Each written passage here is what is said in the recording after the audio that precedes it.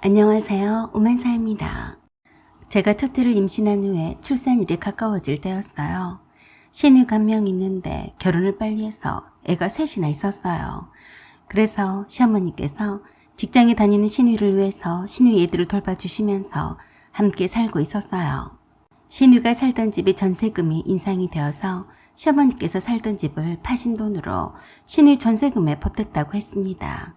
신우 입장에서는 시어머니와 함께 살게 되면서부터 꽁 먹고 알먹은 셈이었죠. 시어머니께서 애들도 편하게 돌봐주셨고 집안 살림도 해주시고 전세금 걱정도 덜게 해주셨으니 말입니다. 시어머니는 신우에게는 아낌없이 퍼주고 또 퍼주는 분이셨어요. 관절염도 약간 있으셨으면서도 신우에게 티도 내지 않으시고 신우 애들과 살림을 맡아 하셨습니다. 덕분에 신우는 퇴근 후에도 바로 집에 오지도 않고 회사 동료들과 모임도 갖고 주말에는 등산 동호회도 자주 나갔어요. 딸이 그럴진데 사위는 말할 나이도 없었죠. 심지어 시어머니를 속이고 둘만의 여행도 다녀오기도 했어요. 시어머니께 새아이를 맡기고서 말입니다. 시어머니가 아신다 하더라도 섭섭해하실 분이 아닌 것을 알았던지라 자주 시어머니께 애들을 맡기곤 하더라고요. 그런 시어머니께서 실신을 하시더니 급기야는 병원으로 입원을 하시게 되었습니다. 부정맥이란 의사의 소견으로 더 정밀 추적 관찰이 필요하다고 했어요. 당장에 시어머니께서 입원을 하시게 되자 저에게 SOS를 보냈습니다. 회사에서 근무를 하고 있던 저에게 급한 일이니 연락을 바로 달라는 톡이 왔어요. 그래서 신우에게 전화를 했더니 제게 그러더라고요. 언니, 어쩜 좋아. 우리 엄마가 오래 못 사실 수도 있대요. 나 지금 병원이에요. 아침에 일어나서 화장실에 갔더니 세상에 엄마가 바닥에 쓰러져 있지 뭐예요? 저는 그 말에 깜짝 놀라서 물었어요. 지금은 깨어나셨어요? 어디가 안 좋으신 거예요? 바로 깨어나시긴 했는데 병원에 와서 진료 받아보니까 맥박이 좀 이상하다고 하더니 부정맥인 것 같다고 바로 입원하라더라고. 나 회사도 못 가고 병원에 모시고 왔는데 어떡해요? 어떡하긴 뭘 어떡해? 웃긴 짬뽕 같은 소리를 하더라고요. 시어머니가 쓰러지셨다면서 지금 그깟 회사가 문제냐고요. 아가씨, 회사가 문제예요? 그래도 다행이네요. 기력이 좀 없으셔서 쓰러지신 건 아닌지. 저는 시어머니께서 실신하셨다는 말에 놀랐었는데 그래도 곧바로 정신을 차리셔서 신우와 함께 병원을 찾았다는 말에 조금은 안도했어요. 하지만 신우는 온통 시어머니보다도 자기 걱정으로 가득 찼습니다. 당장이 큰일이에요. 막내가 유치원이 끝날 시간도 다 되고 애들을 봐줄 사람이 없어서요. 엄마 병 가는 돈 누가 하냐고요. 아가씨, 시어머니 계시잖아요. 부탁해봐요. 우리 시어머니요? 언니는 미쳤어요. 일만 더 생겨요. 나랑 상극이라고요. 방법이 있겠죠. 그나저나 어머니가 걱정이네요. 나이도 있으신데요. 그랬더니 신우가 그러더라고요. 엄마가 나이가 있으셔서 검사 결과가 좋지는 않을 거예요. 그러니까 당장 입원을 하자고 한 거죠. 언니는 출산일이 얼마 안 남았으니까 오지 말고요. 부탁 좀 해도 될까요? 무슨 부탁이요? 저기 언니 친정어머니 말이에요.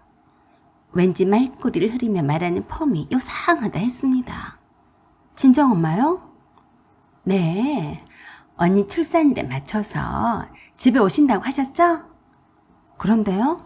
엄마랑 나이도 비슷하신데 제 대신에 언니 친정어머니가 여기 오시면 안 될까요? 제가 오죽하면 그러겠어요. 네? 세상에 살다 살다가 제가 별소를 다 듣는다 했습니다. 아가씨, 제 친정엄마를 어머니 병간호 하시라고 부르란 말이에요? 제가 부탁할 데가 없잖아요. 어차피 언니 친정엄마도 병원에 한 번쯤 오실 텐데 당분간 제가 사람을 구할 때까지만이라도 부탁을 드리면 안 돼요? 참 얼척이 없었어요. 열이 팍 받더라고요. 아가씨, 아무리 급해도 그렇지 내 친정엄마를 시어머니 병간호에다 갖다 붙이라다니. 제정신이야? 그랬더니 오히려 신우가 더 화를 냈어요. 왜 나한테 성질 내요? 그럼 언니가 와서 엄마 병원에 붙어 있던지요. 언니는 출산일이 내일 모레라 그런 거 아니에요? 언니 대신에 친정엄마가 오시면 안 되냐고 한 건데 그게 그렇게 못할 말이에요? 그래서 제가 비록 임신한 몸이라 말도 이쁘게 하려고 했지만 곱게 나오지 않아서 그냥 퍼부었어요. 야, 이 미친내기야. 네가 사람이냐? 얼마나 네가 어머니를 막 부려먹었으면 어머니가 저 지경이시냐? 그런데 그것도 모자라서 감히 우리 엄마까지 불러서 고장내려고 하냐? 너 끝까지 네가 어머니를 책임져라. 네가 회사를 그만두든지 네가 알아서 어머니 병간을 하든지 말든지 알아서 하란 말이야. 그랬더니 신우이가 한술 더 떴어요. 뭐라고요? 언제 말 다 했어요? 내가 언제 엄마를 막 부려먹었다고 그래요? 네가 그렇게 안 부려먹었으면 왜 어머니가 쓰러지셨냐?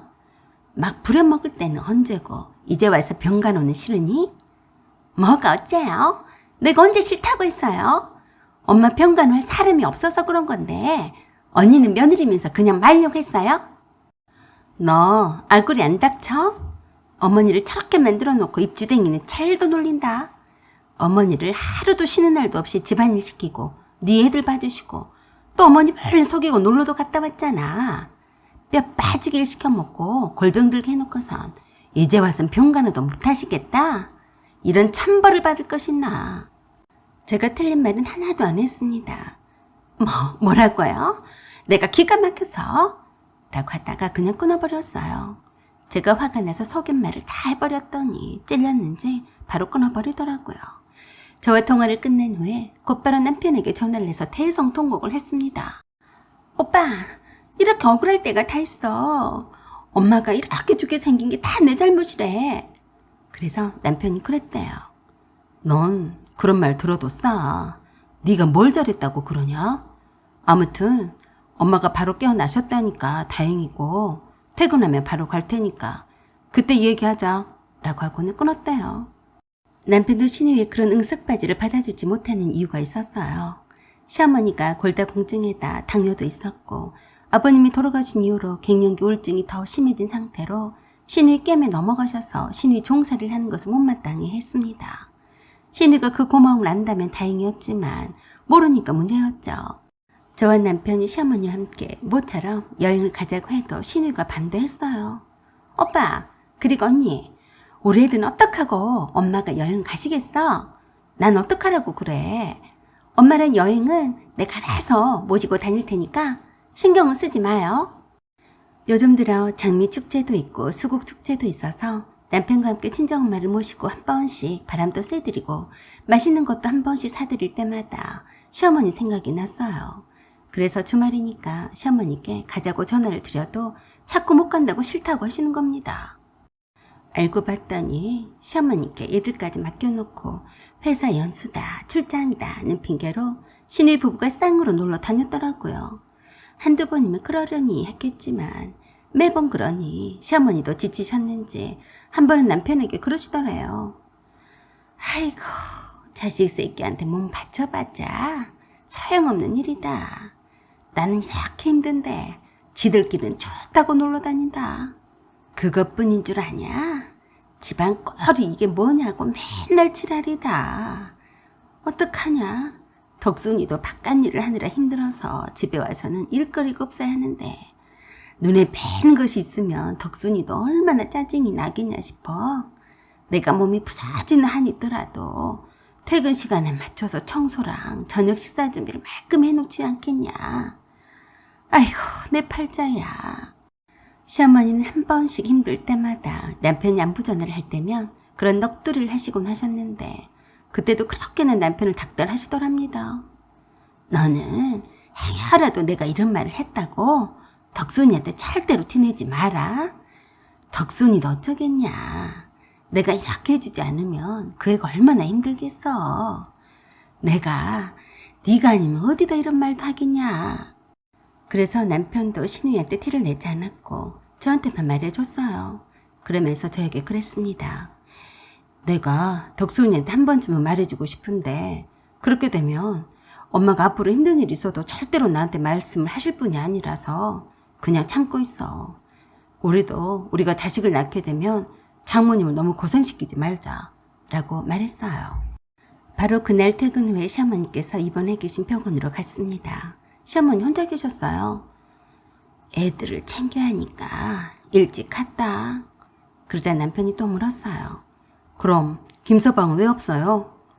그게 덕순이가 내가 없어서 집안일도 많고 너희들도 올 거라면서 오지 말고 집으로 가서 애들을 챙기라고 하더라. 좀 웃겼어요. 남편은 헛웃음을 지으면서 그러더라고요. 잠깐 애들끼리만 있으면 굶어 죽는데요. 하여간 지 새끼들만 알고 엄마 귀한 지를 모른다니까. 그래도 시어머니는 신의를 두둔했습니다. 그래도 부모보다는 자기 새끼가 더 귀한 법이다. 나도 너 키울 때 그랬다. 신의는 참 얄밉더라고요.